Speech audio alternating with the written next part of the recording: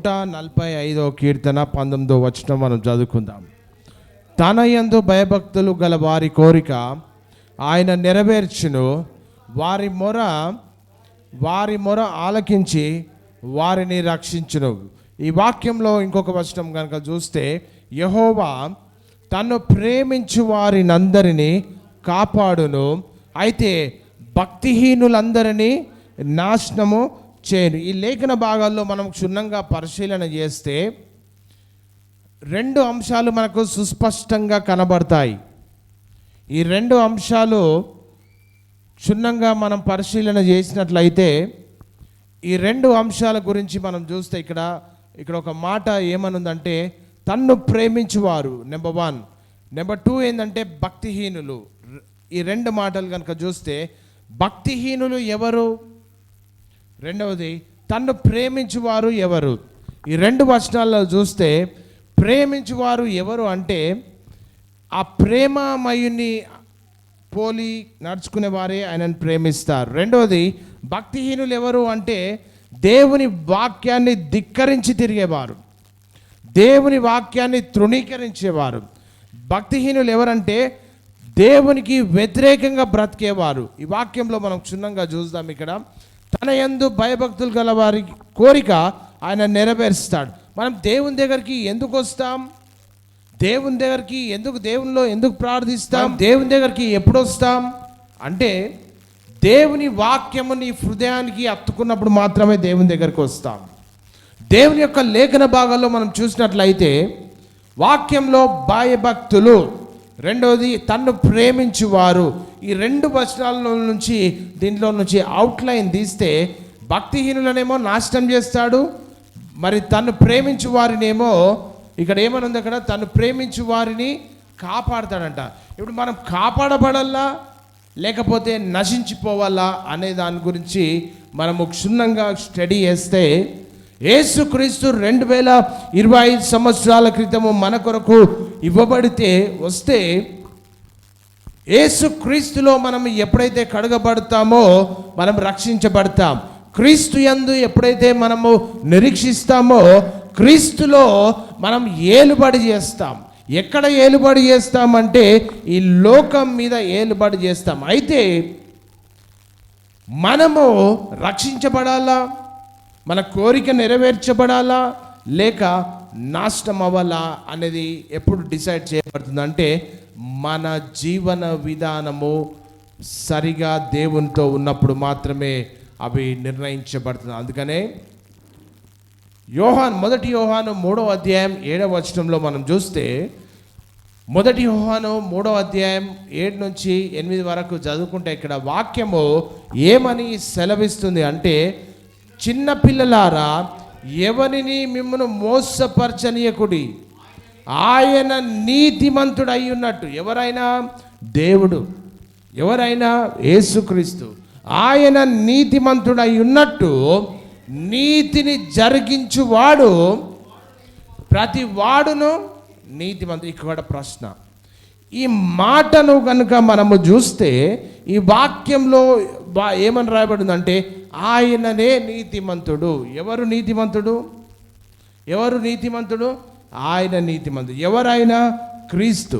క్రీస్తు నీతిమంతుడు అయితే క్రీస్తు రక్తంలో కడగబడితే, క్రీస్తు రక్తంలో మనం పరిశుద్ధపరచబడితే, క్రీస్తును అనుసరిస్తే, దేవుడు ఏర్పాటు చేసినటువంటి ఆ వాక్యాన్ని మనం చదివితే, మన కొరకు ఇవ్వబడినటువంటి ఆ వాక్యాన్ని మన జీవితంలో అనుభవించుకొని ఆ వాక్య ప్రకారం మనం జీవిస్తే, క్రీస్తులో ఉన్నటువంటి గుణ లక్షణాలను మనం అలవరుచుకుంటే వాక్యం ఏమని చెప్తుందో చూడండి. ఇక్కడ ఆయన నీతిమంతుడై ఉన్నట్టు నీతిని జరిగించు ప్రతివాడు నీతిమంతుడు. ఎవరు నీతిని జరిగిస్తారు, ఎవరు నీతిమంతులు అంటే ఎవరు నీతిని జరిగిస్తున్నామా, నీతిని జరిగిస్తున్నామా? ఎంతమంది యేసుక్రీస్తును స్వంత రక్షకునిగా అంగీకరించారంటే ఆల్మోస్ట్ అందరి చేతులు ఎత్తారు. నీతిని జరిగించాలి. నేను క్రైస్తవుని, నేను యేసుక్రీస్తును అంగీకరించిన వ్యక్తిని, నేను క్రీస్తు కొరకు బ్రతికే వ్యక్తిని, నేను బైబిల్ చదివే వ్యక్తిని, నేను ప్రార్థన చేసే వ్యక్తిని అని అనుకుంటాం, ఓకే. కానీ మరి బైబిల్ ఏం చెప్తుంది? ఆయన నీతిమంతుడు అయినట్టు నీతిని జరిగించు ప్రతివాడు నీతిమంతుడు. మనం నీతి జరిగిస్తున్నామా? దేవునికి విరుద్ధంగా బ్రతుకుతున్నామా? ఏంటిది దేవునికి విరుద్ధంగా బ్రతకడము? దేవునికి విరుద్ధంగా బ్రతకడం అంటే బైబిల్ను ధిక్కరించి ప్రవర్తించడమే. దేవుని యొక్క వాక్యము నీకు ఏమి బోధిస్తుందో ఆ వాక్య ప్రకారము మనం నడుచుకోవాలి. ఆదివారము ఏ రీతిగా బ్రతుకుతామో సోమవారం కూడా అదే రీతిగా ఉండాలి. ఎంత పవిత్రంగా పరిశుద్ధంగా దేవుని మందిరానికి వచ్చావో రేపు కూడా ఇదే టైంకు ఇదే రీతిగా ఉండాలి. ఎల్లుండి ఇట్లనే ఉండాలి, బుధవారం అట్లనే ఉండాలి, శుక్రవారం అట్లనే ఉండాలి, శనివారం అట్లనే ఉండాలి, క్రీస్తు వచ్చు పర్యంతం వరకు అట్లనే ఉండాలి. సాధ్యమా? సాధ్యమేనా? ఎప్పటి వరకు ఉండాలి? క్రీస్తు వచ్చు పర్యంతం వరకు. బైబిల్లో మత్తయి సువార్తలో ఒక మాట ఉంది, ఏంటంటే అంతము వరకు సహించిన వాడే రక్షించబడతాడు. మరి ఎవరి కొరకు ఈ ప్రయాసం? లేఖన భాగాలు చూడండి. నువ్వు నీతిని భూమి మీద జరిగించేవాడు నీతిమంతుడు. అంటే నువ్వు భూమి మీద బ్రతికినన్ని రోజులు క్రీస్తు అనుసరించి నడుచు. నీ లోపల పాపమున్నా, నీ లోపల త్రాగుడున్నా, నీ లోపల చెడున్నా, నీలో లోకాశలున్నా, నీలో లోక పద్ధతులున్నా, నీలో లోకాచారాలున్నా, నీవు నీతిమంతుడవు కాదు. జరిగించేవాడు మాత్రమే నీతిమంతుడు. నీతిమంతుడు ఎవరయ్యా అంటే నీతి ఎవరు జరిగిస్తారు? క్రీస్తు జరిగిస్తాడు. క్రీస్తును అనుసరిస్తే ఆ క్రీస్తులో ఉన్నటువంటి లక్షణము నీకు కూడా ఆపాదించబడుతుంది. తద్వారా నీవు కూడా భూమి మీద క్రీస్తును చూసుకుంటూ మనము కూడా పరిశుద్ధంగా ఈ భూమి మీద జీవిస్తాము. అప్పుడే మనము నీతిమంతులము. వాక్యంలో చూస్తే అపవాది మొదటి నుండి పాపం చేసిన వాడు, అపవాది సంబంధి. ఇక్కడ చూడండి, అపవాది మొదట నుండి పాపము చేయుచున్నాడు గనుక పాపము చేయు ప్రతి వాడు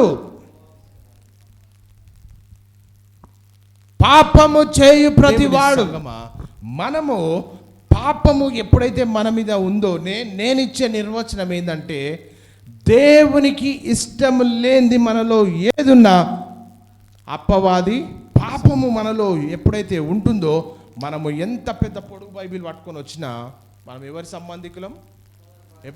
ఎవరి సంబంధికులం? అపవాది సంబంధికులం. ఇగో చర్చ్ సార్వత్రిక సంఘము ఇగో ఇక్కడ మిస్ అవుతుంది. దేవుని యొక్క గొప్పతనాన్ని తృణీకరిస్తూ, దేవుని యొక్క గొప్పతనాన్ని తృణీకరిస్తూ, వాక్యాన్ని తృణీకరిస్తూ, క్రీస్తు చేసినటువంటి ఆ త్యాగాన్ని తృణీకరిస్తూ ఒక వేషధారుల వలె నామకార్థమైనటువంటి జీవితంలో దేవునికి వ్యతిరేకంగా దేవుని ప్రజలం అనుకుంటూ జీవిస్తే వాక్యము దేవుడు అంగీకరించడండి. దేవుని యొక్క వాక్యం చెప్తుంది ఏంటంటే అపవాది మొదట నుండి పాపము చేయు వాడు, అపవాది మొదట నుండి పాపము చేయుచున్నాడు గనుక వాక్యము ఈ స్వభావము మనలో గనుక ఉంటే మనము ఎవరి సంబంధులం అంటే అపవాది సంబంధులము. ఈ మధ్యాహ్న కాల సమయంలో ఇట్లాంటి క్వాలిటీస్ నీలో ఉంటే ఇగో దీనికి మనం అనర్హులము. ఇక్కడున్న ప్రభు బల్లలో మనము అనర్హులము. ప్రియ దేవుని సంగమా, దేవుని యొక్క వాక్యంలో మనం చూస్తే పాపము చేయువాడు అపవాది సంబంధి. అపవాది యొక్క క్రియలను లయపరచుటకే దేవుని కుమారుడు ప్రత్యక్షమైండు. అయితే దేవుని కుమారుడు ఆయన సత్యము, ఆయన సువార్త మనకు వినిపిస్తే ఆ వాక్యము విన్నటువంటి మనము, దేవుని వాక్యం విన్నటువంటి మనము క్రీస్తును అనుసరిస్తున్నామా? ఇంకా రక్షింపబడి పాప క్షమాపణ ఒప్పుకొని క్రీస్తును కొరకు జీవిస్తా అని చెప్పుకుంటూ ఇంకా పాపంలోనే మగ్గిపోతున్నామా? అయితే ఒకవేళ మగ్గిపోతే మనము క్రీస్తు సంబంధులము కాము అని బైబిల్ చెప్తుంది. మనకు ఆ అర్హత క్రీస్తు మన కొరకు ఇచ్చి ఉన్నాడు. ఎఫెసీయులకు రాసిన పత్రిక 5వ అధ్యాయం 6వ వచనంలో చూస్తే వ్యర్థమైన మాటల వలన ఎవడు మిమ్మల్ని మోసపరచనీకుడి, ఇట్టి క్రియల వలన దేవుని ఉగ్రత అవిధేయులైన వారి మీదకి వచ్చును. ఏందంట? వ్యర్థమైన మాటల వలన ఎవడు మిమ్మను మోసపరచనీయకుడి, ఇట్టి క్రియల వలన దేవుని ఉగ్రత మన మీదకి వస్తుందంట. అవిధేయులైన వారి మీదకి వస్తుంది. ఎవరు అవిధేయులు? దేవుని వాక్యాన్ని ధిక్కరించేవారు. ఎవరు అవిధేయులు? మోసం చేసేవారు. ఎవరు అవిధేయులు? చెడును జరిగించేవారు. ఎవరు అవిధేయులు? త్రాగుబోతులు. ఎవరు అవిధేయులు? వ్యర్థమైన పనులు చేసేవారు. ఎవరు అవిధేయులు అంటే క్రీస్తును వ్యతిరేకంగా బ్రతికేవారు. ఈరోజు మనము ఏ లిస్ట్లో ఉన్నాం, ఎక్కడున్నాం, ఏ జీవితంలో జీవిస్తుంటున్నాం? ప్రియ దేవుని సంగమా, దేవుని యొక్క లేఖన భాగాలు చెప్తుంది కనుక మనం ఎప్పుడైతే మోసమైన పనులు లేకపోతే చెడు పనులు, చెడు క్రియలు మనము చేస్తే మనము అపవాది సంబంధికులము. మనం ఎంత మొత్తుకున్నా, ఎంత బైబిల్ చదివినా, ఎంత ప్రార్థన చేసినా ఈ లక్షణాలు అపవాది సంబంధికులము. మనం అపవాది సంబంధికులు. అందుకనే క్రీస్తు ప్రత్యక్షత మనకు ప్రదర్శించబడుతున్నప్పటికీ, క్రీస్తు ప్రత్యక్షత మనకు ఇవ్వబడుతున్నప్పటికీ మనము ఆ ప్రత్యక్షతను మనం ఎరుగలేని స్థితిలో మనం ఉంటున్నాం. ఈ మధ్యాహ్న కాల వేళలో నీ జీవితము క్రీస్తుకు దేవుని వాక్యానికి మన జీవితం ఏ రీతిగా ఉంది? ఈరోజు ప్రభు బలకు సిద్ధపడి వచ్చాం. ఈరోజు మొదటి ఆదివారం కనుక అందరం కూడా ప్రభు బలలో పాలు పొందాలని వచ్చినాం. కానీ ఈ క్రియలు ఏమన్నా మనలో ఉన్నాయా? దేవునికి విరుద్ధమైన పనులు ఏమైనా ఉన్నాయా? దేవునికి ఇష్టం లేనిది ఏదైనా మనలో ఉన్నాయా? దేవునికి ఇష్టం లేని పాపం ఏదైనా మనలో ఉందా? మోసం ఉందా? అక్రమం ఉందా? ఇంకా చెడు వ్యాపారాలు, చెడు అక్రమ సంబంధం ఏమైనా ఉన్నాయా? ఉంటే దీనికి మనము అనర్హులము. ప్రియ దేవుని సంగమా, వ్యర్థమైన మాటల వల్ల ఎవరు మిమ్మల్ని మోసపరచనీకుడి, వీటి క్రియల వల్ల దేవుని ఉగ్రత అవిధేయులైన వారి మీదకి వస్తారు. ఎవరి అవిధేయులు అంటే నీకు తప్పని తెలిసినా తప్పును ప్రోత్సహించేవారు, తప్పు అని చెప్పినా దాన్ని తప్పులో ఎంటర్ అయ్యేవారు, తప్పని మనకు తెలిసిన తప్పును జరిగించేవారు అవిధేయులు. వాక్యం ఏం చెప్తుంది? నీతి పనులు చేయాలి, నీతి క్రియలు చేయాలి, మోస క్రియలు కాదు. నీ జీవితంలో దేవుని యొక్క ప్రసన్నత నీకు రావాలి అంటే క్రీస్తు కొరకే నువ్వు బ్రతకాలి. అందుకనే అపవాది సంబంధికులంగా ఉంటామా? దేవుని సంబంధికులం. అది సంబంధం. క్రీస్తు సంబంధి ఎవరు? క్రీస్తు సంబంధి నీతి జరిగిస్తాడు. క్రీస్తు సంబంధి పరిశుద్ధంగా జీవిస్తాడు. క్రీస్తు సంబంధి సత్యంగా జీవిస్తాడు. క్రీస్తు సంబంధి యథార్థంగా జీవిస్తాడు. క్రీస్తు సంబంధి క్రీస్తును పోలి నడుచుకుంటాడు. క్రీస్తు సంబంధి మరి క్రీస్తు ఆయన వెలుగై ఉన్న ప్రకారం మనం కూడా ప్రకాశిస్తాం. భూమి మీద వెలుగును ధరించుకున్న మనము. అయితే ఈరోజు మనము క్రీస్తు సంబంధికులమా, అపవాది సంబంధికుల? ఎవరు ఈ అపవాది సంబంధికులు అంటే పాపము జరిగించు ప్రతి వాడు, చెడును జరిగించు ప్రతి వాడు, త్రాగుబోతులు, వ్యభిచారులు, వీళ్ళందరూ కూడా ఈ లిస్టులు అందరూ కూడా అపవాది సంబంధికులు. రక్షణ పొందుకున్న నీవు ఇంకా ఆ పాప ఊపిలో చిక్కుకొని ఉంటే ఈరోజే నీకు రక్షణ దినము. దాన్ని విడిచిపెట్టి క్రీస్తు దగ్గర క్షమాపణ పొందుకొని ప్రభు బలలో పాలు పొందినప్పుడు మాత్రమే నీ జీవితము ద్వారా దేవుని నామానికి మహిమ. అంతేకాని అది బలలో పాలు పొందిన తర్వాత మరలా వెళ్ళి మన పాప రోత జీవితంలోకి మరలా వెళ్ళిపోతే ఉగ్రత, ఇక్కడ రాయబడింది చూడండి, ఇక్కడ ఏమనుంది? ఇక్కడ ఉగ్రత అవిధేయులైన వారి మీదకి వస్తుందంట. దేవుని ఉగ్రతకు పాత్రులుగా ఉంటావా? దేవుని ఉగ్రత పొందుకుంటావా? లేకపోతే పాపాన్ని విడిచిపెట్టి క్రీస్తు కొరకు సాక్షి బిడ్డగా నువ్వు జీవిస్తావా? ప్రియ దేవుని సంగమా, ఈ మొదటి ఆదివారపు దినమున వాక్యము ద్వారా నీ హృదయము దిద్దబడాలి. వాక్యము ద్వారా నీ హృదయము సరిచేయబడాలి.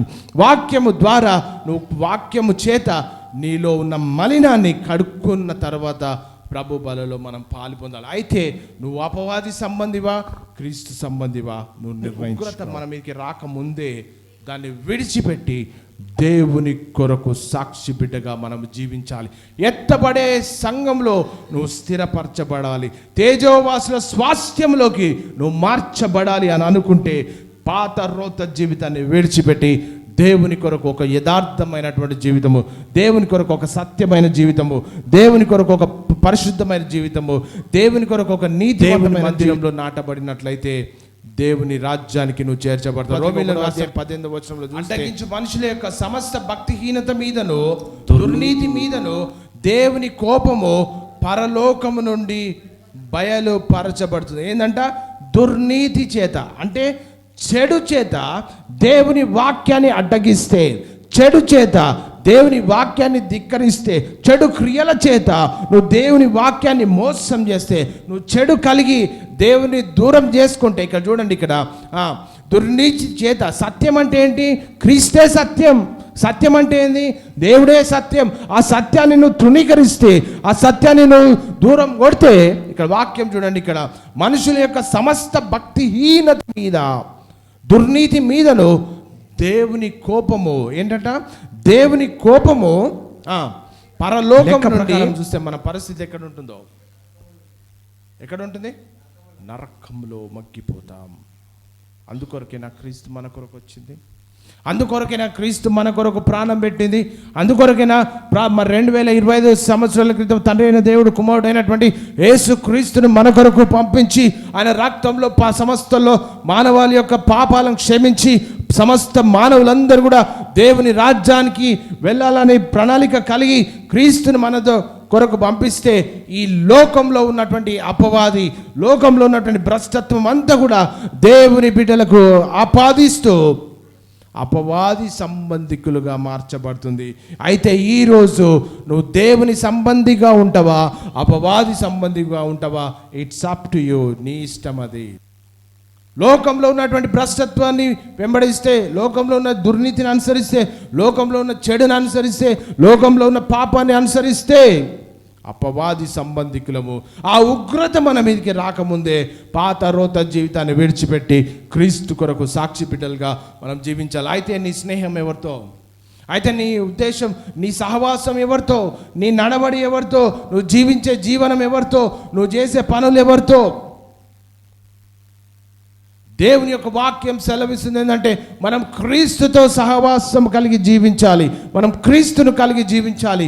2 కొరింథీయులకు రాసిన పత్రిక 6వ అధ్యాయం 14వ వచనంలో మనం చూస్తే, ఇక రాయబడినటువంటి మాటలో కనుక ఇక రాయబడినటువంటి మాట ఏంటంటే, మీరు అవిశ్వాసులతో జోడుగా ఉండకూడదు. ఎవరు ఈ అవిశ్వాసి అంటే? క్రీస్తును ఎరగని వాడు. ఎవడు అవిశ్వాసి? దేవునికి దూరంగా జీవించే వ్యక్తి, దేవుని వాక్యము తెలియనట్టు నటించే వ్యక్తి. ఎవరితో పోలుస్తుంది వాక్యం మనల్ని? అవిశ్వాసులతో. మనం మాట్లాడే మాటలు ఎవరితో? మనం ఫ్రెండ్షిప్ చేసేది ఎవరితో? మన సాంగత్యం ఎవరితో? ఇక్కడ చూడండి కింద, నీతికి దుర్నీతితో ఏమి సాంగత్యం అంటే, పరిశుద్ధునికి పాపితో ఏం సాంగత్యం? మన సహవాసం, మనం ఎవరితో సహవాసం చేస్తున్నాం? పాపులతో. ఎవరితో సాంగత్యం చేస్తున్నాం? చెడు క్రియలు అవలంబించే వారితో. ప్రియ దేవుని సంగమా, దేవుని యొక్క వాక్యంలో మనం చూస్తే, కింది లేఖన భాగాల్లో మనం చూస్తే, వెలుగుకు చీకటితో ఏమి పొత్తు? ఎవరు ఈ వెలుగు? ఏంటి ఈ వెలుగు అంటే, క్రీస్తే సత్యము, క్రీస్తే వెలుగు. ఆ వెలుగును పొందుకున్న నీవు ఇతరులకు వెలుగునిచ్చే వారుగా ఉండాలి. కానీ ఈరోజు పాపరోత జీవితంలో జీవిస్తే మనం ఎవరి సంబంధికులం? అపవాది సంబంధికులం. అపవాది దేనికి సాదృశ్యం అంటే చీకటికి సాదృశ్యం. నువ్వు క్రీస్తును కలిగి ఉంటే నీ జీవితం ఇతరులకు వెలుగునిస్తుందా? లేకపోతే సాతానును కలిగి ఉంటే చీకటి ప్రవర్తనలో కలిగి జీవిస్తున్నామా? ఇగో ఇక్కడ వాక్యం చెప్తుంది ఏంటంటే, క్రీస్తుకు బెలియాలతో ఏమి సంబంధం? బెలియాల్ అంటే ఇది ఒక హీబ్రూ వర్డ్. ఇది హీబ్రూ దాని అర్థం ఏంటంటే పనికి మాలిన. ఈ బెలియాల్ అంటే ఏంటంటే, ఇక్కడ దాని అర్థం ఏంటంటే పనికి మాలిన. దాని ట్రాన్స్లేషన్ హీబ్రూ భాషలో నుండి మరి తెలుగులోకి తర్జుమా చేస్తే దాన్ని పనికి మాలిన అంటే దుర్మార్గమైన, ఇంకొక మాట పనికి మాలిన లేక దుర్మార్గమైన పని చేసేవారు, దేవునికి విరుద్ధంగా జీవించేవారు, చెడు క్రియలు అవలంబించేవారు, దేవుడు తప్పని చెప్పిన తప్పును ధిక్కరించేవారు దుర్మార్గులు అని ఈ పదానికి అర్థం. ఇక్కడ చూస్తే ఏమనుందంటే, ఇక్కడ ఏమని రాయబడి, బెలియాలుతో క్రీస్తు ఎవరు? పరిశుద్ధుడు. క్రీస్తు ఎవరు? పరిశుద్ధుడు. క్రీస్తు ఎవరు? సత్యవర్తనుడు. క్రీస్తు ఎవరు? యథార్థవంతుడు. క్రీస్తు ఎవరు? లోకంలో ఉన్న వారందరిలో పరిశుద్ధుడు. క్రీస్తుకు బెలియాలతో ఏమి సంబంధం అంటే, బెలియాలు దుర్మార్గుడు, పనికి మాలిన వారు, సాతాను స్వభావము కలిగిన వారు. ఈరోజు మన సహవాసం ఎవరితో ఉంది? మన నడవడి ఎవరితో ఉంది? ప్రియ దేవుని సంగమా, దేవునితో వాక్యం చూడండి. ఇక్కడ విశ్వాసికి అవిశ్వాసితో విశ్వాసికి పాలెక్కడిది? లోకంలో ఏ ఆచారాలు పాటిస్తాం మనం కూడా అవే ఆచారాలు పాటిస్తాం, ఏది అనుసరిస్తే మనం కూడా అదే చేస్తాం. పోటీ తత్వం. అందుకని వాక్యం చెప్తుంది ఏంటంటే, క్రీస్తుకు బెలియాలకు ఏం సంబంధం? వెలుగుకు చీకటితో ఏం పొత్తు? ఏమి పొత్తు? వెలుగు ఎవరు? క్రీస్తు. చీకటి ఎవరు? సాతాను. వాళ్ళు చెడ్డ పనులు చేస్తే దాన్నే మనం కూడా స్టేటస్ కోసం మనం చేస్తాం. నీ ప్రవర్తన మార్చుకున్నప్పుడు మాత్రమే నువ్వు క్రీస్తు సంబంధి అవుతావు తప్ప మార్చుకోకపోతే అపవాది సంబంధికులం. నువ్వు ఈ మధ్యాహ్నకాల వేళలో నువ్వు క్రీస్తు సంబంధిగా ఉంటావా, అపవాది సంబంధిగా ఉంటావా అనేది నీకే దేవుడు వదిలిపెడుతున్నాడు. వాక్యంలో మనం చూస్తే స్పష్టంగా చెప్పబడుతుంది, విశ్వాసికి అవిశ్వాసికి పాలు ఎక్కడిది పాలు లేదు. నువ్వు జీవిస్తే క్రీస్తు కొరకు ఒక సాక్షి బిడ్డగా జీవించాలి. బాప్తిజం తీసుకున్నాం, రక్షించబడ్డాం, చర్చికి వస్తున్నాం, వాక్యంలో పాలు పొందుతాం, ప్రార్థన చేస్తాం. అయినా ఇంకా పాప జీవితం మనలో ఉంటే మనము దేవుని సంబంధి కాదని బైబిల్ చెప్తుంది. అదే నువ్వు క్రీస్తు సంబంధి అయితే, ఆ వెలుగు నీలో ఉంటే నువ్వు ఎక్కడ నిలబడతావో సాతాను పారదొలిపోతుంది అంతే. నువ్వు ఎక్కడ కాలు పెడితే అక్కడ సాతాను గడగడ వణికిపోతుంది. నువ్వు ఎక్కడ కాలు పెడితే అక్కడ సాతాను కోట గోడలు కూలిపోతాయి. అది దేవుని సత్యవాక్యంలో. అందుకు దేవుడిలాగా సెలవిచ్చుచున్నాడు, నేను వారిలో నివసించి సంచరింతును, నేను వారి దేవుడనై ఉందును, వారు నా ప్రజలై ఉందురు. కావున మీరు వారి మధ్య నుండి బయలు వెడలి ప్రత్యేకముగా ఉండుడి. ఎట్లుండాలంట? వారితో కలిసి కాదు, వారిలో నుండి ఏముండాలి? ప్రత్యేకంగా ఉండాలి. ఎవరు ప్రత్యేకస్తులు? క్రీస్తును అనుసరించేవారు. నువ్వు ప్రత్యేకంగా ఉన్నావా? ఇంకా దాంట్లోనే ఉన్నావా? దేవుడు అనుసరిస్తావా? సాతాను అనుసరిస్తావా? నువ్వు ప్రత్యేకించబడతావా? నీతిగా జీవిస్తావా? లేకపోతే అపవాది సంబంధికురాలుగా ఉంటావా, సంబంధికునిగా ఉంటావా? అది నీ ఇష్టం. కానీ మనము బెలియాల్ వలె కాకుండా క్రీస్తు సంబంధిగా మనం ఉండాలని లేఖన భాగాలు చెప్తా ఉంటున్నాయి. మనం అనేక వర్తమానాలు మనం చెప్తా ఉంటాం, ఇక్కడ అనేక రీతులుగా మనం బోధిస్తుంటాం. ఇక్కడ అందరూ ఓకే ఓకే ఓకే అనుకుంటారు, కానీ చేసేటి అన్నీ కూడా చేస్తూ నీవు క్రీస్తును అనుసరిస్తే ఒక ప్రత్యేకింపబడిన వ్యక్తిగా నువ్వు భూమి మీద కనపరుచుకోవాలి. నువ్వు క్రీస్తును అనుసరిస్తే నీలో పరిశుద్ధత వికసించాలి. నువ్వు క్రీస్తును అనుసరిస్తే నీలో ఒక దైవత్వం కనిపించాలి. నువ్వు క్రీస్తును అనుసరిస్తే నువ్వు వెలుగును వెలిగిస్తూనే ఉండాలి. అంతేకాని చీకటి క్రియలు చేస్తూ దేవునికి దూరమైన జీవితాన్ని నువ్వు జీవిస్తే దేవుని సంబంధులం మనం కారు. కనుక ఎఫెసీయులకు రాసిన పత్రిక 5వ అధ్యాయం 8వ వచనంలో చూస్తే, మీరు పూర్వమందు చీకటి అయి ఉంటిరి, ఇప్పుడైతే ప్రభువు నందు వెలుగై ఉన్నారు. ఆ వెలుగును పొందుకున్న నీవు ఇతరులను వెలిగిస్తున్నావా? ఆ వెలుగును పొందుకున్న నీవు ఇతరులను వెలిగించి దేవుని రాజ్యానికి నడిపిస్తున్నావు. ప్రియ దేవుని సంగమా, నీ ఆత్మీయ స్థితి దేవునిలో పరీక్షించుకొని దేవుని కొరకు బ్రతికే రీతిగా ఉండాలి. పాపులు కేవలం ఆధ్యాత్మిక అంధకారంలో ఉండడం మాత్రమే కాదు, వారే అంధకారం. అలాగే విశ్వాసులు వెలుగులో ఉండడం మాత్రమే కాదు, క్రీస్తును ధరించుకున్న వారు ఇతరులను వెలిగిస్తూ క్రీస్తు దగ్గరికి వారు తీసుకొస్తారు. కనుక ఈరోజు నువ్వు క్రీస్తును ధరించుకున్నవా? అపవాదిని క్రీస్తును ధరించుకుంటే దేవుని స్వభావము నీలో నుండి బయటికి కనిపిస్తుంది. నువ్వు మాట్లాడే మాటలలో నుండి, నువ్వు నిలబడే ప్రవర్తనలో నుండి, నువ్వు చూసే దాంట్లో నుండి క్రీస్తు మనకు కనిపిస్తాడు. ప్రియ దేవుని సంగమా, చూపించగలుగుతాం లోకానికి. నువ్వు క్రీస్తుని ధరించుకుంటే మత్తయి సువార్త 5వ అధ్యాయం 14లో చూడండి. ఇక్కడ త్వరగా వెళ్ళిపోదాం, సమయం అయిపోతుంది.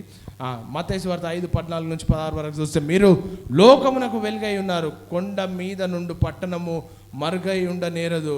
మనుషులు దీపము వెలిగించి కొంచెము కింద పెట్టరు, కానీ అది ఇంట నుండి వారికందరికీ వెలిగించుటకై దీపస్తంభము మీదనే పెట్టుదురు. మనుషులు మీ సత్క్రియలు చూచి, మనుషులు చెప్పండి, మనుషులు మీ సత్క్రియలు. ఏంటి సత్క్రియలు? సత్క్రియలు అంటే ఏంది? క్రియలు అంటే క్రీస్తులో ఉన్నటువంటి లక్షణాలు మనం భూమికి చూపెట్టాలి, లోకానికి చూపెట్టాలి. క్రీస్తులో పాపము లేదు, క్రీస్తులో చెడు లేదు, క్రీస్తులో అసత్యము లేదు, క్రీస్తులో తాగుడు లేదు, క్రీస్తులో వ్యభిచారము లేదు, క్రీస్తులో మోసము లేదు, క్రీస్తులో ఏవైతే లేవో అవన్నీ కూడా సత్క్రియలు. ఈరోజు మనలో ఏముంది? చెడు అలవాట్లు, పాపము, మోసము, త్రాగుడు, వ్యభిచారం, ఇంకా దేశంలో ఉన్న అన్నీ కూడా విశ్వాసులలో కనబడుతూ ఉంటాయి. అందుకని వాక్యం చెప్తుంది ఏంటంటే, దీపం ఏంటంట, దీపం వెలిగించి నువ్వు వెలుగు సంబంధివైతే నువ్వు పై స్థానంలో ఉంటావు. ఇక్కడ చూడండి, దీపస్తంభం మీదనే పెట్టుదురు మనుషులు మీ సత్క్రియలు చూచి పరలోకమందున మీ తండ్రిని మహిమపరచునట్లు వారి ఎదుట మీ వెలుగును ప్రకాశింపనీయుడు. క్రియలు బయట కనిపించాలి లోకంలో, అప్పుడే నువ్వు దేవుని సంబంధివి. ప్రియ దేవుని సంగమా, ఏమన్నా అనుకో, వాక్యము ఉన్నట్టు చెప్పడమే నా సత్క్రియలు. ఎవరికి చూపిస్తున్నావు? క్రీస్తులో ఉన్నటువంటి గుణ లక్షణాలు ఎవరికి కనబడుతున్నాయి? మనం చేసే ఆచారాలు ఏంటి? మనం పాటించే పద్ధతులేంటి? ఇవేనా మన సత్క్రియలు? మీరు లోకములకు వెలుగై ఉన్నారు, వెలిగిస్తున్నామా? వెలుగు ప్రకాశిస్తుందా నీ జీవితం ద్వారా? నువ్వు కాలు పెడితే సాతాను సామ్రాజ్యం కోట గోడలు కూలిపోతున్నాయా? నువ్వు మాట్లాడితే సంసారాలు చెడిపోతున్నాయా? నువ్వు మాట్లాడితే సంసారాలు కట్టబడుతున్నాయా? నువ్వు జీవించే జీవన విధానం ఎవరికి ఆదర్శంగా ఉంది? సత్క్రియలు అంటే మన జీవన విధానం. త్రాగుడు అలవాటు ఉంటే ఎవరికి ఇన్స్పిరేషన్గా ఉన్నావు?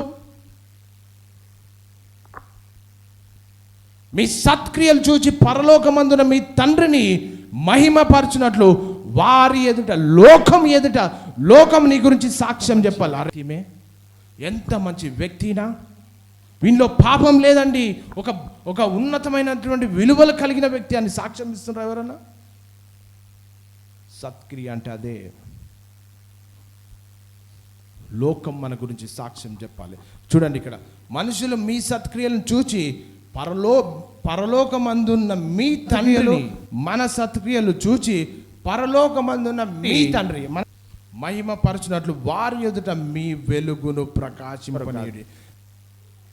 వాక్యము రూఢిగా బయలుపరుస్తున్నటువంటి తరుణంలో మనము క్రీస్తు కొరకు ఒక సత్యవర్తులుగా, క్రీస్తు కొరకు నీతివంతమైనటువంటి జీవితాన్ని జీవిస్తూ, క్రీస్తు కొరకు యథార్థమైనటువంటి జీవితంలో మనం ఎప్పుడైతే జీవిస్తామో అప్పుడు మాత్రమే మన జీవితం ద్వారా, ఇక్కడ చూడండి, పరలోకమందున మీ తండ్రిని మహిమపరిచినట్లు వారి ఎదుట మీ వెలుగును ప్రకాశింపనీయండి. నువ్వు గల్లీల కాళ్ళు పెడితే నిన్ను పిలిచి, అయ్యా నాకు ఈ సమస్య ఉంది, నా గురించి ప్రార్థన చేయవా, మీ పాస్టర్ గారితో ప్రార్థన చేపేవా, నేను కూడా మీ చర్చికి వస్తా అని ఎప్పుడు మాట్లాడతారంటే నీ సత్క్రియలు బయట కనబడినప్పుడు. నీ సత్క్రియలు బయట కనబడితే నీ ప్రవర్తనను చూసే నువ్వు చెప్పాల్సిన అవసరం, బాబు ఇట్రా అమ్మ, యేసుక్రీస్తు నీ కొరకు, నీ ఇంట్లో ఉన్న వాళ్ళందరి కొరకు మరణించిండు, తిరిగి లేచిండు, సమాధి నువ్వు చెప్పాల్సిన అవసరం లేదు. నీ సత్క్రియలు మాట్లాడతాయి. నువ్వు జీవించే జీవన విధానము ఎదుటి వారిని ప్రభు యొద్దకు నడిపిస్తా. అంతేగాని వెళ్తే వావ్, అరే వీళ్ళ లెక్క ఉండాలి భయ్, వీళ్ళ లెక్క జీవించే సత్క్రియలు ఎక్కడ కనబడి. ఇక్కడ చూడండి, ఈ మాటను అండర్లైన్ చేసుకోండి. మనుషులు మీ సత్క్రియలను చూచి పరలోకమందున మీ తండ్రి మహిమపరచునట్లు వారి ఎదుట మీ వెలుగు ప్రకాశిస్తుందా లేకపోతే చీకటి ప్రకాశిస్తుందా? ఈ మాటతో ఈరోజు ఆలోచించుకుంటూ ఇంటికి వెళ్ళిపోండి. మనుషుల ఎదుట మన ప్రవర్తన ఎట్లుంది? మన గురించి మనుషులు ఏం మాట్లాడుకుంటున్నారు? మన గురించి ప్రజలు ఏం సాక్ష్యం ఇస్తున్నారు? దేవుని నామానికి అవమానమే. నీ సత్క్రియలు ఏ రీతిగా చూపిస్తున్నావు లోకానికి? నువ్వు వెలుగును పొందుకున్న నీవు వెలుగును ప్రకాశిస్తున్నావా? కష్టాలు రాగానే దేవుడు అంటాం, కష్టాలు పోగానే చర్చితో నాకేం పని, దేవునితో నాకేం పని, పాస్టర్ కనబడితే అట్లకెళ్ళి ఇంక ఈ గల్లీలో కనబడితే ఆ గల్లీకి వెళ్ళి పోవడం అయిపోతుంది అంతే. నువ్వు వెలుగు ప్రకాశించినప్పుడు మాత్రమే నీ జీవితం ద్వారా ఈ లోకంలో నీ జీవితం ఇతరులకు వెలుగు ప్రకాశించినప్పుడు మాత్రమే నీ పరలోకపు తండ్రి మహిమ పరచబడు. అది లేకపోతే మనం ఎన్ని ప్రయత్నాలు చేసినా, ఎంత ప్రార్థన చేసినా, ఏది చేసినా అంతా కూడా వ్యర్థమే. అందుకని ఎఫెసీయులకు రాసిన పత్రిక 5వ అధ్యాయం 9వ వచనంలో చూస్తే, వెలుగు ఫలము సమస్త విధములైన మంచితనము, నీతి, సత్యమును వాటిలో కనబరచు. నీలో ఏం కనబడుతుంది ఈరోజు? నీలో రాసిన పత్రిక 5వ అధ్యాయం 9వ వచనం, వెలుగు ఫలము సమస్త విధములైన మంచితనము. ఏంటంట? వెలుగు యొక్క ఫలం ఏంది? మంచితనము. రెండవది నీతి, మూడవది సత్యము వాటిలో కనబడుచున్నది. మంచితనము క్రీస్తులో ఉంది, ఆ మంచితనం. నీతి, ఆయననే నీతిమంతుడు. సత్యము, ఆయననే సత్యవర్తుడు. ఇది కనబడుతుందా?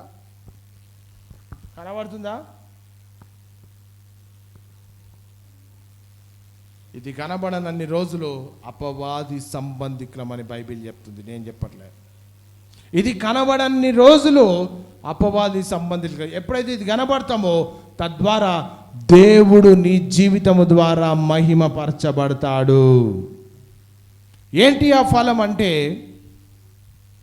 మంచితనము. ఇక్కడ చూడండి, ఏంటి ఆ ఫలం అంటే మత్తయి సువార్త 7వ అధ్యాయం 7 నుంచి 20 వచనాల్లో ఉందండి. ప్రతి మంచి చెట్టు మంచి ఫలములు ఫలిస్తుందంట. ఏమన్నది అక్కడ? నేను త్వరగా చెప్తున్నా, సమయం లేదు. ఏంటిది ఆ ఫలం అంటే, ప్రతి మంచి చెట్టు మంచి ఫలములు ఫలిస్తుంది. పనికి మాలిన చెట్టు కాని ఫలములు ఫలిస్తుంది. మంచి చెట్టు కాని ఫలములు ఫలింపనేరదు, పనికి మాలిన చెట్టు మంచి ఫలములు ఫలింపనేరదు. మంచి ఫలములు ఫలింపని ప్రతి చెట్టు నరకబడి అగ్నిలో వేయబడును. కాబట్టి మీరు వారి ఫలముల వలన వారిని తెలుసుకొందురు. మంచితనం ఫలం ఏందంట? మంచి చెట్టు ఏం ఫలిస్తుందట? మంచి చెట్టు మంచి ఫలములు ఫలిస్తుంది. మంచి ఫలం అంటే ఏంది? నీతిగా జీవిస్తావు. మంచి ఫలం అంటే ఏంది? పరిశుద్ధమైన జీవితాన్ని జీవిస్తావు. మంచి ఫలం అంటే ఏంది? యథార్థంగా బ్రతుకుతావు. మంచి ఫలం ఏంటంటే క్రీస్తుని కలిగి నువ్వు జీవిస్తావు. మంచి ఫలం అంటే ఏంటంటే, రెండవది ఏంటంటే మంచితనం. ఏంటిది మంచితనము? చూద్దాం, త్వరగా వినండి. మంచితనం రెండవది ఏంటి? మంచితనం. గలతీయులకు రాసిన పత్రిక 5వ అధ్యాయం 22వ వచనం, అయితే ఆత్మ ఫలం ఏమనగా ప్రేమ, సంతోషం, సమాధానం, దీర్ఘశాంతం, దయాళుత్వం, మంచితనము, విశ్వాసము, సాత్వికము, ఆశ, నిజాయితీ.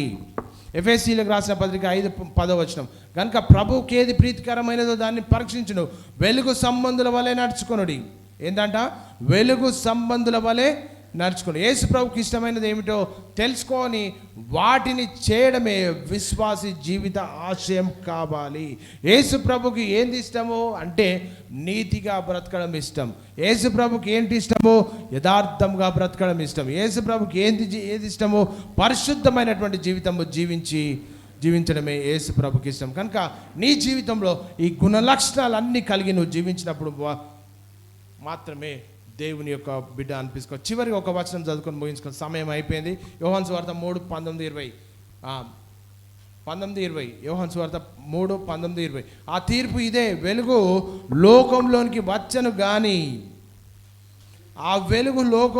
వచ్చను గాని తమ క్రియలు చెడ్డబైనందున మనుషులు వెలుగును ప్రేమింపక చీకటినే ప్రేమించిరి గనుక దుష్కార్యం చేయి ప్రతి వాడును వెలుగును ద్వేషించును, తన క్రియలు దుష్క్రియలుగా కనబడకుండానట్లు వెలుగుని యొద్దకు రాదు. ఇగో ఇది వెలుగుని యొద్దకు రాడు. కనుక మరి వెలుగు లోకంలోనికి వచ్చాను. ఏమొచ్చింది వెలుగు లోకంలోనికి? క్రీస్తు వెలుగు అంటే లోకంలోనికి వచ్చాను, కానీ క్రీస్తును అంగీకరించలేని స్థితిలో మనం అందరం. తమ క్రియలు చెడ్డమైనందున మనుషులు వెలుగును ప్రేమింపక చీకటినే ప్రేమిస్తున్నారు. వెలుగులో ఏముంది? సత్యము, యథార్థత, నీతి, పరిశుద్ధత ఉంది. చీకటిలో ఏముంది? పాపం ఉంది. లోకంలో ఉన్న భ్రష్టత్వం అంతా చీకటిలో ఉంటావా? అది నీ ఇష్టం. ఈరోజు మధ్యాహ్న కాల వేళలో నువ్వు చీకటి సంబంధిగా ఉంటావా, వెలుగు సంబంధిగా ఉంటావా? వెలుగు అయితే క్రీస్తు కొరకు సాక్షి బిడ్డగా జీవించాలి. చీకటి అయితే నీకు ఇష్టం ఉన్నట్టు బ్రతక, అంతేగా. నీకు ఏది నచ్చితే దాని ప్రకారం జీవించు. అది చీకటి సంబంధి, అపవాది సంబంధి. కనుక నీ జీవితంలో క్రీస్తు కొరకు బ్రతికినన్ని రోజులు క్రీస్తు కొరకు బ్రతికితే నీ జీవితం ద్వారా దేవుని నామానికి మహిమ. చీకట్లో మగ్గిపోతే దేవుని నామానికి అవమానం. నువ్వు మహిమ తెచ్చే బిడ్డగా ఉంటావా, లేకపోతే అవమానం తెచ్చే బిడ్డగా ఉంటావా, అది నీ ఇష్టం. వెలుగు సంబంధి వెలుగులో నడుచుకుంటాడు, చీకటి సంబంధి చీకట్లో నడుచుకుంటాడు. కనుక నీ జీవితము క్రీస్తుకు ఆశీర్వాద, దేవుని నామానికి మహిమ వచ్చే రీతిగా ఉన్నప్పుడు మాత్రమే నువ్వు దేవుని రాజ్యానికి చేర్చబడతావు. లేకపోతే దేవుడు ఏర్పాటు చేసినటువంటి నిత్య నరకాగ్నిలోకి మనం వెళ్ళిపోతాం. కనుక ఈ మధ్యాహ్న కలవేళలో మన ముందు ప్రభు బలి ఉంది. ఆ ప్రభు బలిలో వెళ్ళే ముందు 2 నిమిషాలు మనం అందరం కూడా మరి మోకరించి మనం ప్రార్థన చేసుకుందాం. మనం